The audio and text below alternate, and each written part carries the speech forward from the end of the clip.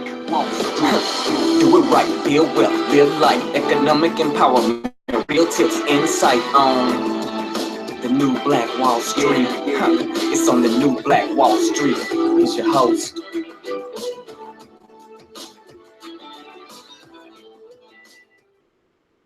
All right, my beautiful people, this is ERGJ, Certified Financial Educator, here with ERGJ TV, New Black Wall Street, and some breaking news. I just wanted to bring this to you guys' attention. In my just going through and trying to find some financial stuff, I ran across something that is a big deal. So I want to make sure that you guys are aware of what's going on with Mr. Trump. So needless to say, there is it's a report that came from Reuters. Reuters is another I found to be one of the most unbiased news sources that we have. But top 10 sanctuary cities face roughly $2.27 billion in cuts by the Trump policy. I'm going to read this article out to you guys. But first, I want to start by explaining to you what a sanctuary city is. City is a name given to a city in the United States that follows certain procedures that shelters illegal immigrants. These procedures can be by law or they can be by action, which is de facto. The term most commonly is used for cities that do not permit municipal funds or resources to be applied in furtherance of enforcement of federal immigration laws. These cities normally do not permit police or municipal employees to inquire about one's immigration status. The designation of sanctuary city has no legal meaning. So sanctuary city basically has a lot to do with sheltering illegal immigrants. And here are some cities on this list: Miami, Houston, Austin, Dallas, San Diego, Phoenix, Los Angeles, San Francisco, Denver, Salt Lake City, Portland, Seattle, Minneapolis, Chicago, Detroit, Washington, D.C., Baltimore, New York City. And I'm gonna read out to you the top 10 when I get to that place as well. But these are cities that are given the designation of sanctuary city, which is a safe haven for illegal immigrants. So Donald Trump, Mr. Trump, in his attempt to strip municipalities of federal dollars for shielding illegal immigrants, it threatens $2.27 billion in annual funds for the nation's top 10 largest sanctuary cities, based off the information they found. Now, these cities, he issued an executive order seeking to strip them of federal dollars and these dollars, this puts programs at risk. Programs such as community development, block grants, Head Start programs, and public housing. That's the most important piece, I think, public housing. So the top 10 are New York City, Chicago. New York City has roughly $701 million at risk. Chicago, $526 million at risk. Los Angeles, $466 million at risk. Philadelphia, $200 million at risk. Detroit, $104 million. Seattle, $72. San Francisco, $71. Boston, $65. Denver, $40 million. And Washington, D.C., $20 million. Now, when I first started reading this, I was like, okay, immigration. But really what is what this means, though, is this wouldn't just affect immigration, right? This would affect poor people who may need to get public housing or need to get, go through a Head Start program. So even though it may appear or may sound like it's just let's just say a tax, so to speak, it's taking away dollars. I mean, it's, instead of you getting it, you're not going to get it. If that happens, at-risk dollars to go against these, to send a message to these cities that are quote unquote safe havens for illegal immigrants. If this goes through, it doesn't just affect illegal immigrants. It affects poor people, period, because the whole city won't have the money for those programs. So Mr. Colby, you got to help me out. He said Baltimore is not listing themselves as a sanctuary city, but it has been known to act as one. Yeah, so it's not an official designation, so to speak. But if they're targeting these cities that, I don't know, I guess has a huge population of illegal immigrants, and federal funding will be withdrawn from programs that help not only just maybe the illegal immigrants, but help poor people, whether they be Black, Latino, or whatever, then this is going to have an impact on poor people as a whole. You know what I'm saying? Now, again, I don't know what, Colvin, you'll have to help me out. I don't know what, DC has 20 million at risk, but made 200 million camera traffic tickets in 2016. Okay.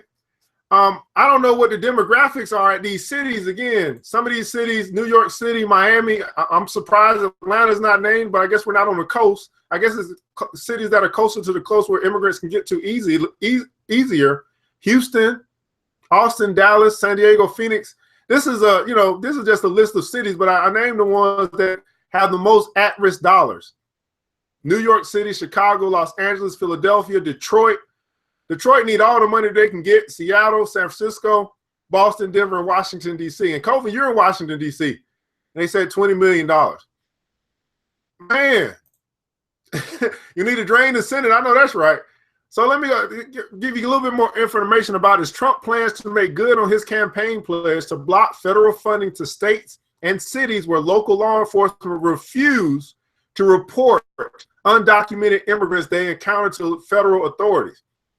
So again, I said this yesterday, not only does he want to build a wall to keep immigrants from coming in, he wants to penalize states and cities that are housing immigrants, undocumented or illegal immigrants who have found some type of, they've come to America to find their freedom, but he basically wants everyone to be documented, everyone to have a social security number, everyone to be taxed, everyone that's in this country to be a slave at the end of the day.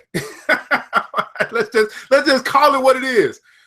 The American people are no longer going to have to be forced to subsidize this disregard of our laws. So, but if you do something like this, what is the big impact? It just doesn't impact undocumented immigrants. It impacts people, your citizens of the United States.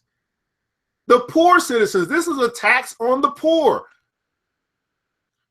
Most of the metropolitan area, New York has $1.9 billion of traffic tickets and fees in 2016. So let me, here's what Huff said. Huff said that if they giveth, they taketh. He tell local governments that if you rely too heavily on state and federal dollars, they come with tons of strings attached. And if you are too dependent on those funds, you better hope your voter collective and local elects are not on the bad list of the new sheriff in Washington. Case in point, Governor Nathan Deal was one of the main people coming for President Barack Obama in 2010. And after Deal was elected, Georgia was on the bad list. Luckily, Mayor Kasim Reed had connections in Washington and still made things happen here. He also says this is a good time to start asking local governments how much of their total budget is heavily reliant on federal funds. There are many cases where entities receive funds specifically earmarked and must follow through on having matching funds. So here's the deal, man. And this is why I love the Village, right? Because I'm not an expert in this area, but I'm connected to people who are activists, who are involved in local government, who can steer us in the right direction. So as we build this village out, we can tap into their expertise in order to make sure that our interests are protected, even under the law or the system that we remain in. And this is why I continue to tell you guys that politics, this is a law, and economics, they go hand in hand. See, at this point, what we must do is build up our economics so that we can buy out the politics and we can have legislation that operates in our favor because we got dollars that are lobbying on our behalf. Let me repeat that again.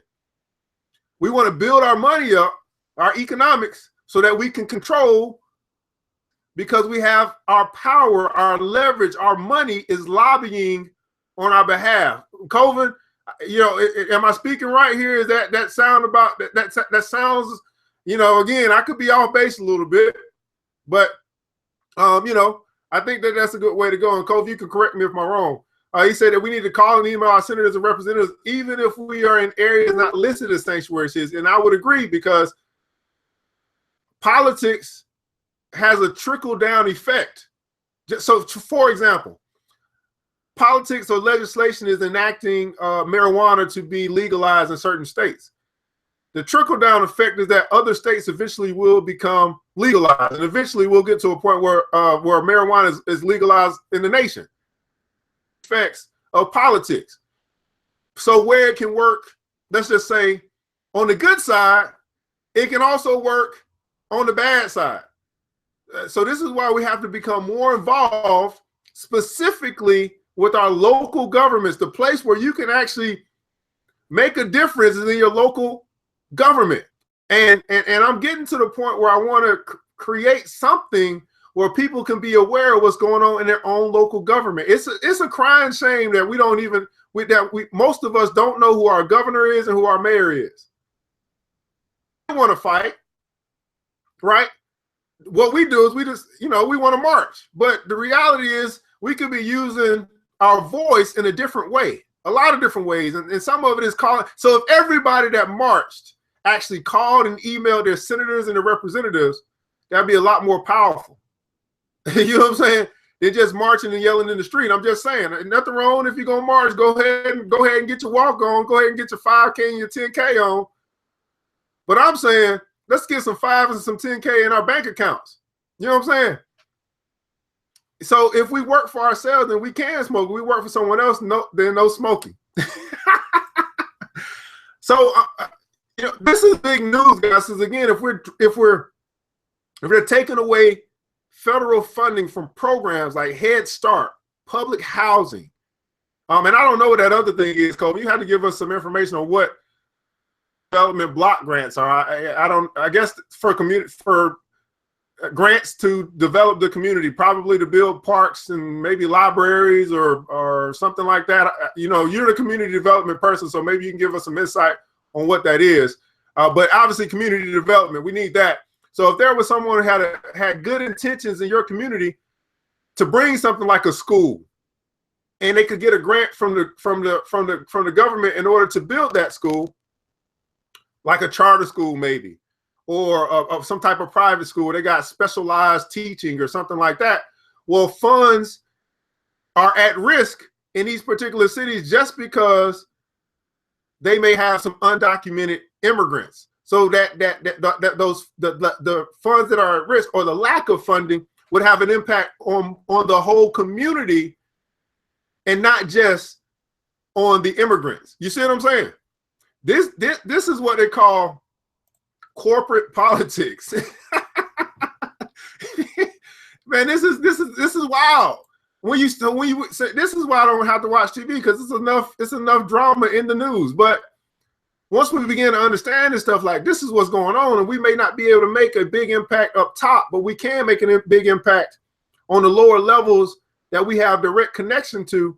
And if all of our voices, again, I keep thinking about a 1 million man march, but what if 1 million men actually called their state representatives? What if 1 million men actually got together and said, hey, let's have $1 a piece, and now we got $1 million? What if 1 million men, you know what I'm saying, strategized instead of propagandized? Let me say that again. What if 1 million men strategized instead of propagandized? Y'all not gonna like me because I'm just gonna tell the truth. I'm just gonna tell it like it is.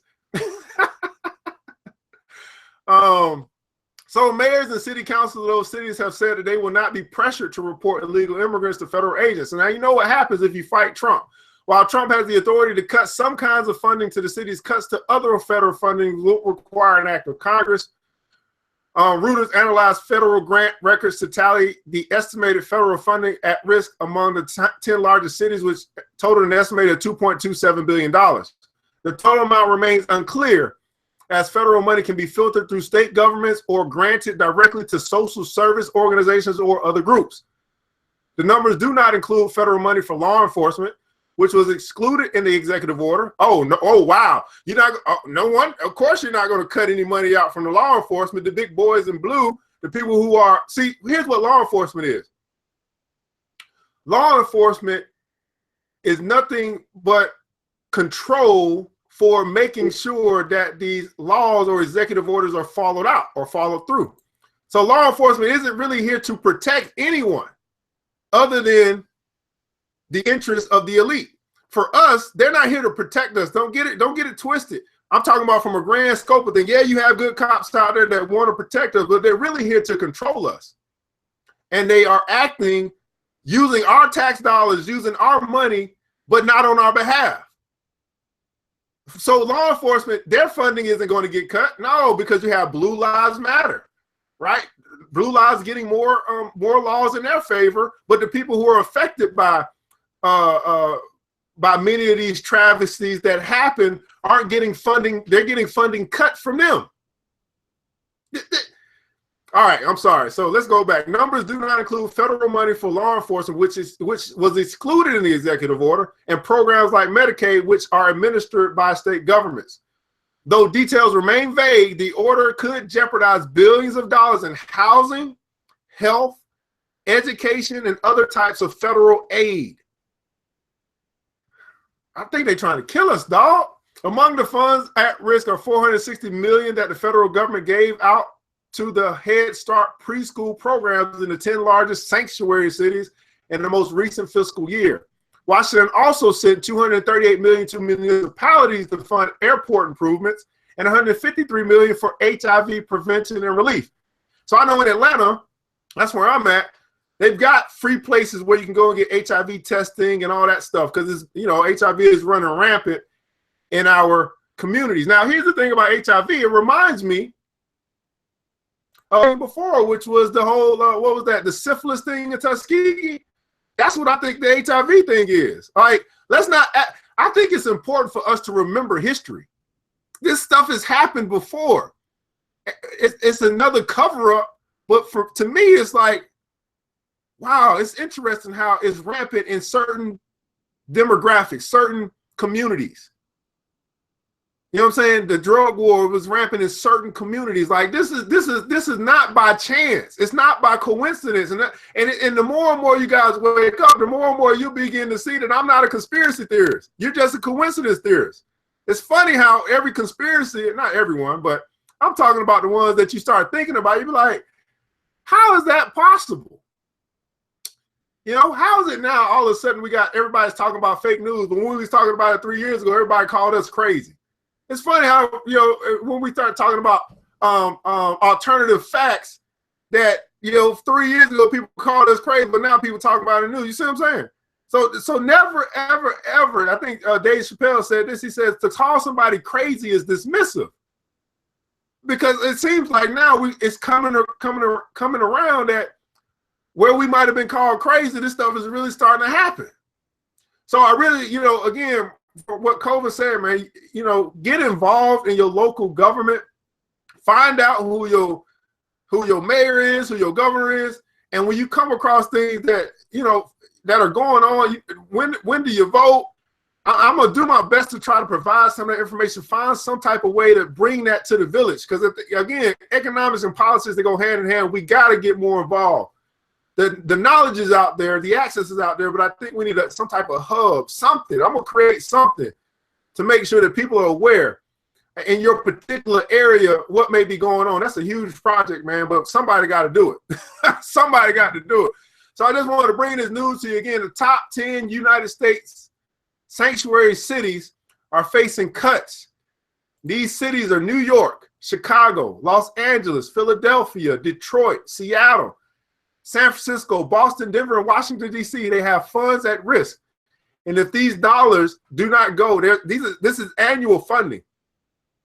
If they cut this funding, it'll impact community development, the health, public housing, health, again, that's HIV testing and stuff like that, and education. And although the mask is supposed to tax these cities that house illegal immigrants, the reality is it's going to tax the poor. That's what it's going to do. And if you want to look at, if I want to look at the big picture, that's more of the agenda, the depopulation agenda from the elite. So anyway, this is ERGJ. I know some of this stuff may be over your head, but you know, get involved in your local government. Make sure that you know what's going on, man, so that you can get out. Not just march. Don't march after it happened. You need to be marching right now when the policies are taking place. And your march is a simple phone call. Your march is a simple email. Your march is a simple trip down to your municipal office to file your complaint or file your displeasure or rally the troops up in the community organization. We need more activists who are acting in a way that's going to bring results. You feel me? Bring results. So anyway, it's ERGJ from ERGJ Enterprise, New Black Wall Street. Man, share this information, put this out, man. We got to get more and more people that are able to, that have the time to get involved in local government. Remember this, guys, it takes a village, but it starts with us. Let's build. The new Black Wall Street. Thanks you for joining the show. We gave a lot of great tips, but it's time to go. Take the knowledge we shared, hope you use it and grow. We will see you all there at the next episode of The New Black Wall Street. The New Black Wall Street.